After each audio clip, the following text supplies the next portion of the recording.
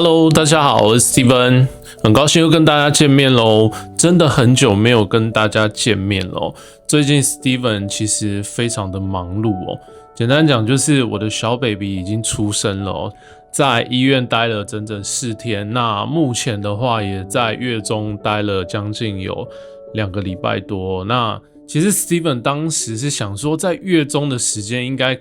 会有蛮多自己的时间来做影片，或甚至更新影片啊，做素材。结果万没有想到，就是可能新手爸爸吧，想法太天真了。其实蛮多的时间会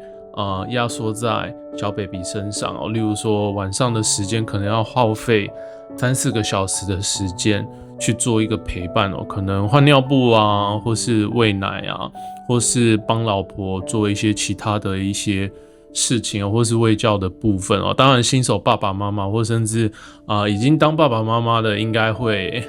蛮能理解的。对，那这真的是我有点异想天开哦。对，那但是今天 Steven 还是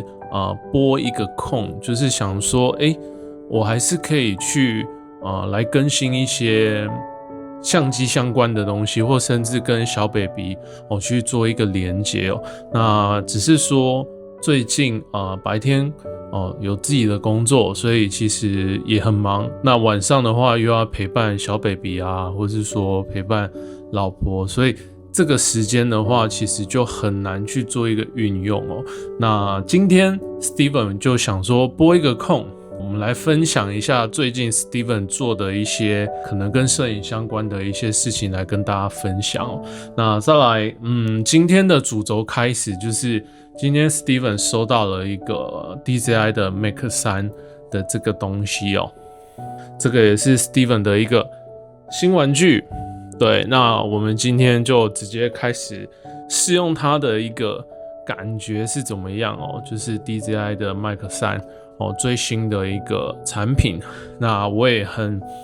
好奇它的这个小体积，然后再来它的收音的功能跟降噪的部分哦。那希望未来也可以在 Mark 3的这个部分，然后去做一个介绍的部分哦。对，再来就是它的32bit 浮点也是非常吸引人哦，因此我也是跟 Rode 跟 Mark 3中间去考虑了很久，那最后还是买 DJI 的 Mark 3，毕竟 Steven 我是还有拥有 Pocket 3这个部分，可以整个串联在一起哦。OK，Anyway， 就是今天其实 Steven 想要分享一下，就是关于拍新生儿或者是说拍小 baby，我们究竟要用什么样的方式来做一个新生儿的拍照？因为其实大部分的人应该都是用手机啊，或是简单的拍照，可能有时候不一定会想到可能用相机这个区块哦。但是其实相机这个区块 Steven 有发现，其实即便在医院可能会比较临时要生产啊，或甚至去做一个记录的过程，那 Steven 其实还是有配了相机在身上那当然医院生产的地方离我家蛮近的，所以我也是跑回家一趟，然后再拿我的相机来到医院做记录但是其实 Steven 有想到一个问题因为一开始小 baby 非常的小，然后再来他几乎电力的时间大概只有2%，等于98%的时间都是在睡觉，因此在拍照上面可能会有一些困难度再加上其实你跟小 baby 是很陌生的，那也没有培养过感情，那他可能也都是在睡觉的状态，所以因此很多人在拍新生儿或是小 baby 的时候会觉得我不知道从什么地方去着手，或甚至说我要用什么样的方式来去做一个拍照。那今天 Steven 其实可以很坦白的说，其实一开始拍新生儿，首先第一点我觉得比较重要就是如何把新生儿拍得非常清楚你只要能够拍清楚，不管是手机或是相机，我觉得都是一个非常重要的一个区块因为哪怕你有时候可能曝光不正常，有时候太亮太暗，因为毕竟在医院有时候其实灯光不足或甚至像我们现在像 Steven 我在做影片，那我有一个灯有一个 key light 的部分，那可以帮我打灯，在医院完全没有，或甚至说在室内其实光线非常的差。那在这个区块之下，我们要怎么样去做一个相机的挑选，或甚至手机的运用或甚至说有时候用相机拍照，可能新生儿太小了，或甚至说他躺在医院的一个他专门的一个baby 栏里面那可能很难去捕捉这个例如说小 baby 所以这个地方的话，今天 Steven 就可以来跟大家稍微分享一下就是第一个，不管你是用手机或是用相机，那我们都可以尽量保持第一个原则，就是把小 baby 的脸，或甚至说把小 baby 可能都在睡觉，但是我们只要把他的脸庞拍清楚这个就是第一个很重要的一个原则基本上你只要曝光正常，那基本上都可以出现比较满意的作品，或甚至比较好看的作品那再来就是第二个，我觉得一般与其你想要执着在用什么样的角度，或甚至要怎么样的拍照方法来做一个拍照的营造就是说在新生儿上面，但是这个东西其实会有点难，因为毕竟他就是睡在baby 箱里面所以你很难去抓你喜欢的角度，或甚至说套用你的一个拍照的一个观念，或甚至你的构图方式所以其实当拍新生儿，特别是那种一开始出生1个礼拜、2个礼拜那你可能很难去控制，或甚至说你的所谓的构图美感，或甚至你的构图原则，其实完全都不适用所以这个时候 Steven 会比较建议，像例如说我有DJI 的 Pocket 3，那我就是用录影的方式去做一个环景，或是半环景，或是做一个拉近拉远的一个录影的记录，或甚至说手机我们也可以借由变焦，或是做一个简单的一个运镜其实这相较于你在执着在拍摄的角度，或甚至说我到底要怎么构图，什么样的美感会把新生儿拍得比较好，其实我觉得录影的方式可能会更好所以这个部分的话 Steven 也是分享给大家。那再来就是第三个，那究竟我是要用手机拍照呢，还是用相机拍照？那我自己是觉得说，即使手机再方便，但是我觉得像例如说我是用 Sony 的 A7C2， 那有6100万的画素，或甚至说我可以录一个 log 短片那其实这个东西在我来说，我会觉得是比较泛用，或甚至游刃有余的方式对于我自己来说所以我会觉得还是有一些相机这个区块是手机没有办法去取代的那当然这部分的话，我就可以尽量用这一个去发挥一下那当然就是在拍照的时候，那我其实也应该说在医院的这个时段前4天你能拍到的好照片其实很少，你大概都只能拍到清晰的脸庞其实就不错了那其实真正要拍到比较好的作品，其实是会到第5天，也就是来到月中的时间点因为毕竟月中第一个它的灯光相对会比较充足一点，或甚至我们在的房间它的空间会比较大，或甚至说其实小 baby 会需要抱出来不管是在拍嗝或是说在喂奶的时候，或是有时候换尿布都会有一些空档，或是我们在安抚小 baby 的时候，其实我们都可以利用这个时间空档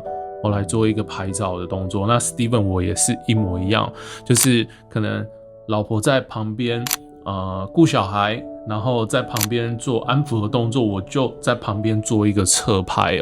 这时候就可以比较灵活的去运用一些紧致构图或甚至对称构图的部分，就是比较简单的一些构图方式，然后去做一个拍摄那这个时候其实最重要的，我觉得就是镜头的一个挑选那其实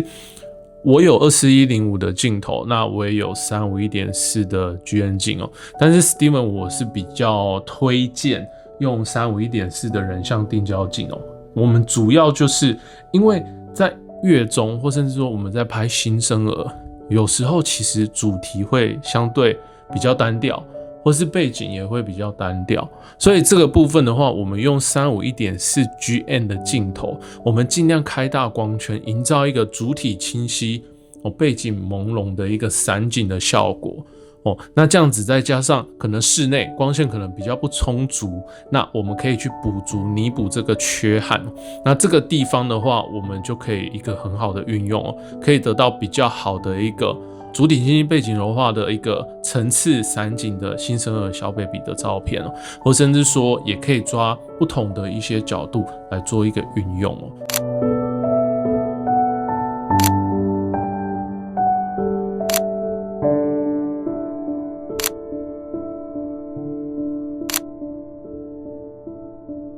那当然，其实我也有用24-105去做一个拍摄那这个部分的话，就牵扯到压缩散景不过这个地方 ，Steven 我是觉得说，因为我今天在的月子中心是有14坪其实非常的宽广那再来就是空间上面也其实配置的蛮好的，就是比较方方正正，大家可以看到就是后面景深的部分跟整个比较大的区域甚至比我家的房间都还要大蛮多的其实在24-105的一个条件上面也是允许但是 Steven 还是建议就是主要以人像的定焦镜，不管是35 mini 或甚至50 mini 的定焦，我觉得都是一个很好发挥的地方那像 Steven 我的话是比较习惯用在 35f1.4 的一个镜头上面因此我在这个区块其实就拍了蛮多的一些尝试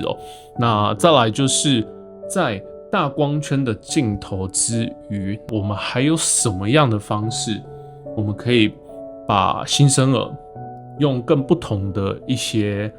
可能特色或甚至切换一些背景那像其实大家可以看到像 Steven 后面其实也有类似像贵妃椅那如果说可以的话，也可以在贵妃椅上面去做一个拍照，当然 Steven 是没有做那这个部分是比较可惜不过我是可以推荐大家就是在拍照的过程当中，我们也可以去录制一些小短片来去做一个切换像 Steven 我的话有录一些 log 的短片，当然也都是一些简单的运镜那其实在拍照然后再加上一些录制的一些短片，其实就会让你在可能小 baby 满月的时候就会拥有一些不错的照片，那再来就是结合一些影片的部分其实就会蛮丰富的，在1个月内其实你就会拥有非常多小 baby 很珍贵或甚至很漂亮的一些照片出现然后再来就是 Steven 会觉得说在一些器材之余的一个挑选之外，那我自己是有备了一些小的一些玩具或甚至一些小吊饰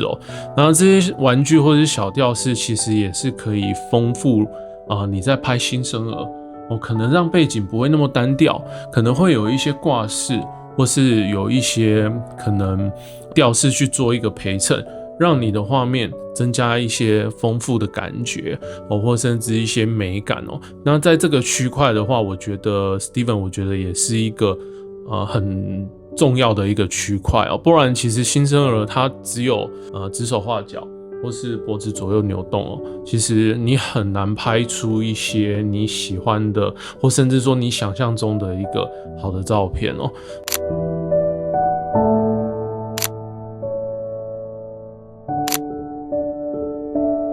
那再来就是我觉得比较重要的一点就是其实你可以换个角度去想就是可以去记录一些小 baby 的一些不同的一些表情，例如说小 baby 有时候在哭闹当然哭闹的话小 baby 一定会哭闹嘛，但是其实哭闹也是他的一个新生儿的一个过程，所以其实即便他哭闹或甚至他打哈欠，其实Steven 我都会当下把握一个那个 moment， 然后把它记录下来，因为我觉得这个区块其实也是陪伴他，或甚至说其实是陪伴他一整个过程，记录他一整个，不管是照片或是短片都会是一个很好的一个呈现手法。不一定要说他一定要笑啊，或是他一定要怎么样眼睛睁开，其实他的各个小细节或是小动作，我们可以增加一些可能前景的一些感觉，或甚至营造一些小小的气氛，然后去记录他一些比较细腻的一些小动作，或甚至记录他的睫毛啊，或甚至记录他的一些侧脸的表情啊，我觉得其实都是一个很好的一个展现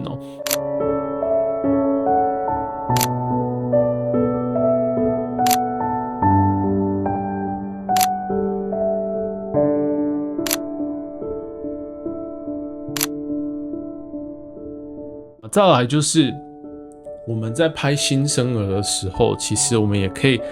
尽量注意到，就是因为我是用351.4的定焦镜头，那我会尽量去抓一个比较贴近小 baby 的一个特写 focus 的一个特写。那再来就是我会拉一个比较偏远或甚至广角一点的远景增加一些变化然后再这样切换远景近景的一个切换变化之下，会让你在拍新生儿的一整个记录的过程当中会有一些变化，而不会说都是很近的画面啊，或甚至都是很远的画面没有重点。那我们远近来切换那其实就会有一个很好的一个效果。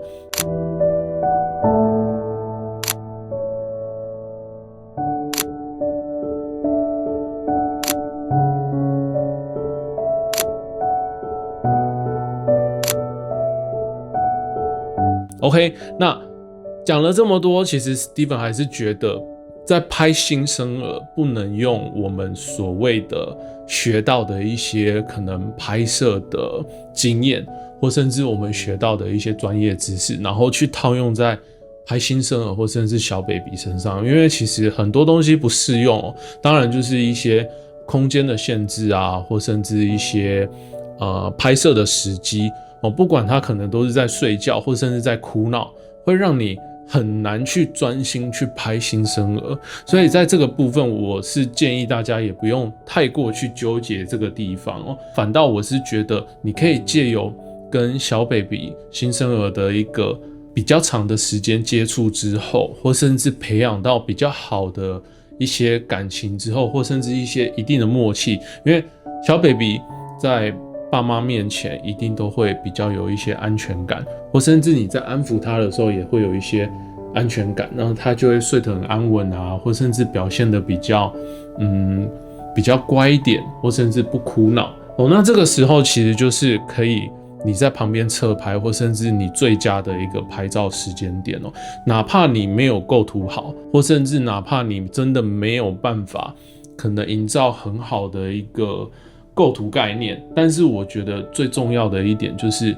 亲情之间你跟小 baby 的一个情感的培养跟情感的一个交流，那拍出一个比较细腻或甚至带有感情或是故事性的一个照片，我觉得相对都是一个更重要的一个地方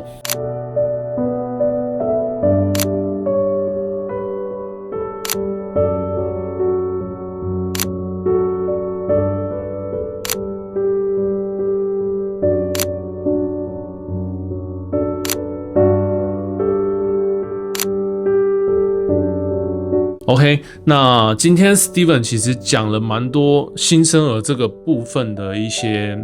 分享啦。我也不是说真的我今天是一个非常专业的一个摄影人士啊，当然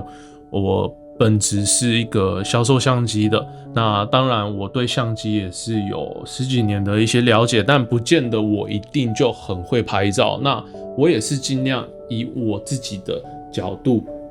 来去分享，或甚至以我的角度来去看我的，例如说我的女儿，我的小 baby， 用什么样的方式可能会有比较好的呈现方式，那我今天来分享给大家，那大家都可以来参考一下，或甚至未来大家如果说已经是爸爸妈妈了，或甚至你还是准备要当新手爸爸妈妈，那我觉得这个都可以当做你们的一个参考的依据哦。那在最后的话，就是 Steven 在月中的时候，其实也有接到一个算是一个拍照的机会，就是一个商社的一个机会哦。那这个部分的话，我们在下一集，那 Steven 有机会也可以把一些相关的一些素材，然后看可不可以剪辑出来成一集来分享给大家哦。那再来 Steven 最近可能会因为时间的关系，那可能比较没有办法像之前每个礼拜就更新一次啊，或甚至2个礼拜就更新一次哦。那时间上的话，我会尽可能就是来做一个更新，如果有时间我就来拍一些素材，那有时间我就来做一个记录哦。那其实 Steven 现在也是比较走比较 free 的路线，就是我今天当然有正职的工作，那只是正职之余哦，那跟小 baby 的陪伴，跟老婆的陪伴之余，那我也是尽可能的可以去做一个跟相机相关，或甚至去做一个结合的一些影片分享哦，来带给大家。OK， 那今天的影片就到这边。那如果喜欢我影片，或甚至喜欢我影片内容的朋友，都可以按赞、订阅，并且开启小铃铛哦。那 Steven 我会尽量去更新我的一些频道的部分哦。那未来的一些规划也可能是在于亲子这方面，或甚至我跟小 baby 的一些生活记录。我不是专业的摄影师，但是我在摄影这方面也深耕了大约有15年的时间哦。对于一些器材的了解，或甚至一些拍摄的手法，或甚至拍摄的概念，都有一些小小的心得。那我会希望借由我自己的一些视角，或是从我的眼里来看我的这个世界，或甚至我跟 baby， 我跟我们一家人。